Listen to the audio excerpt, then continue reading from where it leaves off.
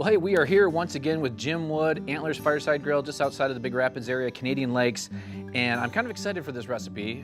I see mac and cheese happening and venison. Yeah.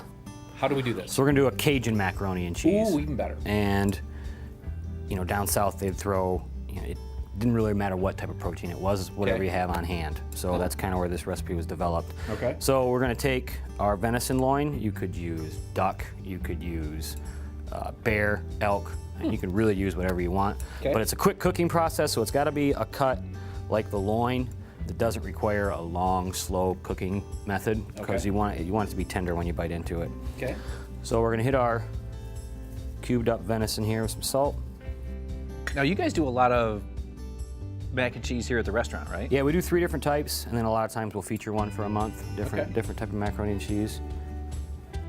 And this is just a Cajun seasoning, I'm assuming? Yep, this is a blackening season we make here in-house, but anything you want to buy at the store is fine. Okay. So once your pan starts to get just a little smoky, actually, if you want to put that in there for me, that'd be great. You just do such a good job. I know.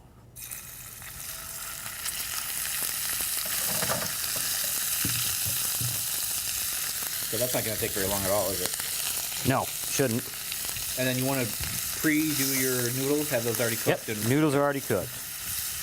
And what kind of cheese do you guys use, I'm sure, a blend of stuff? Yeah, we've got 7 different cheeses. 7 different cheeses. This, the variation we're using here has parmesan, Fontina, cheddar, smoked Gouda, blue cheese.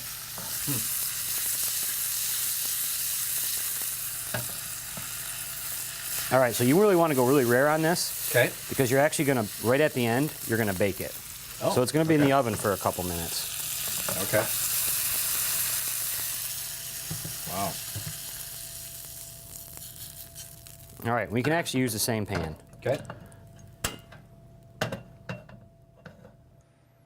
Then how did you come up with the cheeses that you, I mean, 7, there's probably a few more out there, but how did you? Trial and error, lots of trial and error, yeah. Huh. So here we have some butter that we actually have, here at the restaurant, we mix it with roasted garlic. Okay. You don't need the roasted garlic, just adds a little flavor for us. If you don't want to go through that step, it's fine. Okay. Nobody's watching. All right, so this is andouille sausage, which is kind of a smoked Creole sausage. Yep. Then we've got some peppers and tomato. So this is similar maybe to one of the dishes you guys do here? Yeah, we actually do a Cajun mac here right now. Okay. It doesn't have venison in it though. All right, and you're just looking to cook those down just a little bit. Okay. So after that, we've got a ½ cup of heavy cream here. Cream. One of my favorite ingredients. So we're gonna let that cook down until it starts to thicken a little bit. Now this looks like a whole lot of cheese in comparison to the amount of liquid that you have in the pan. Okay. And it is? No, it's not. All right. But you're gonna think that before it's finally melted, and then you're gonna see it's not. Gotcha.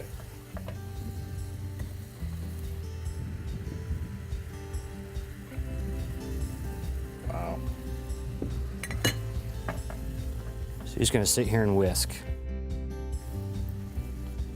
And then how long do you put it in the oven for? Just a couple minutes, you're just looking to brown it. Oh, okay. So you can actually do that at about 450 degrees. Okay, so a little hotter. And that you're just gonna pour that over the noodles, or the noodles come in? Or? We're gonna put the noodles right in here. Okay.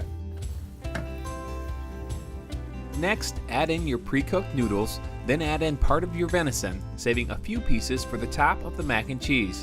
Finally, add a little more cheese, and it's ready for the oven. Let it cook for a few minutes until the cheese is melted, and you're good to go.